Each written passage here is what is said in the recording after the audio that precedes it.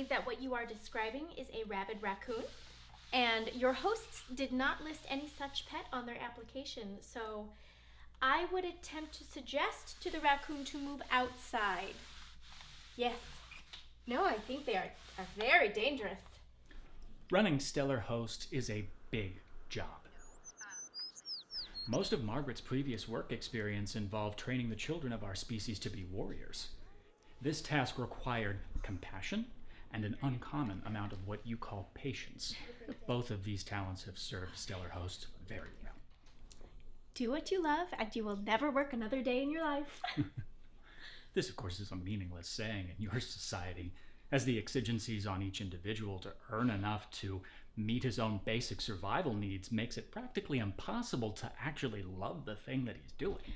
To the extent that I find it absurd that your people would adopt this as a realistic goal, but there it was, embroidered on a half-finished cross-stitch in Margaret's craft closet.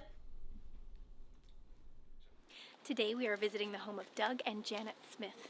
Janet has complained of some gastrointestinal anomalies, and I have brought my bag for diagnosis, but privately, I believe that she has been eating human food. It happens all the time, actually. Your advertising companies are very good at selling my people things that they in no way require. Case in point. And you have not been operating outside of the recommended parameters with this host? Absolutely not. I have been sure to follow the instructions you left to the letter. None of the host's friends has even implied any suspicion. I believe we are doing an excellent job at complying with the rules. But you are enjoying yourselves immensely, I hope. Oh, yes. Do you know one of the neighbors plays music at top volume until the wee hours of the morning? It is hilarious! Yes, and we have been excellent consumers, being sure to purchase goods and services that are beneficial to the community.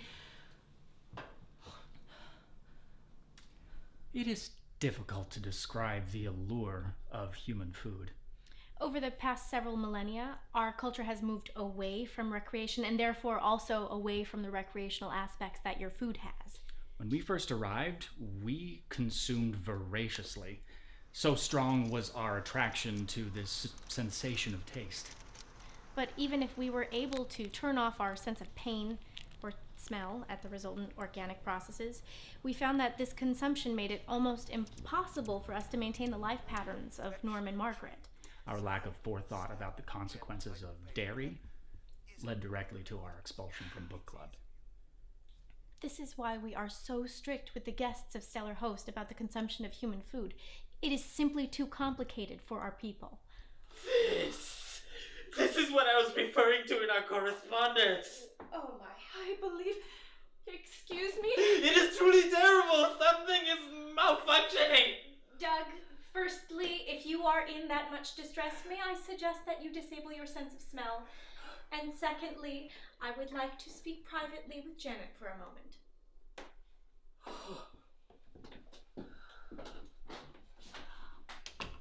I could not resist. The marketing campaign was simply too powerful.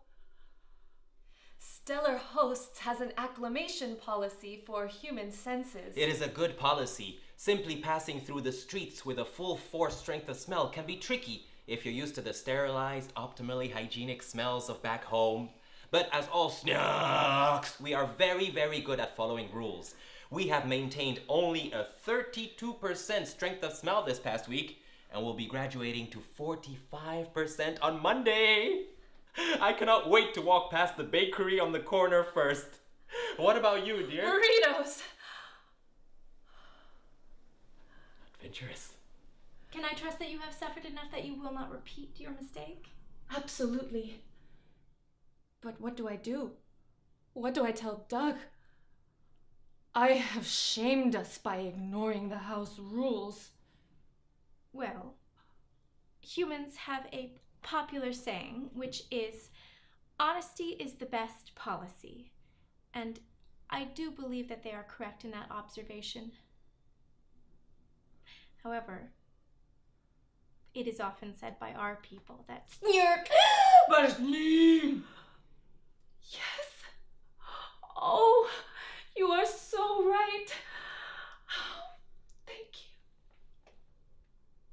I do not mind traveling to work with the hosts. I take great pleasure and pride at discovering and rectifying the issues that they bring to my attention. Be they physical or philosophical. The SNIAC phrase means, roughly, one cannot expose a weakness to a soulmate, only an opportunity for support. Yes, but is it not also said that... If you must pass wind, leave the house or you are equal to the excrement-laced air that you expel.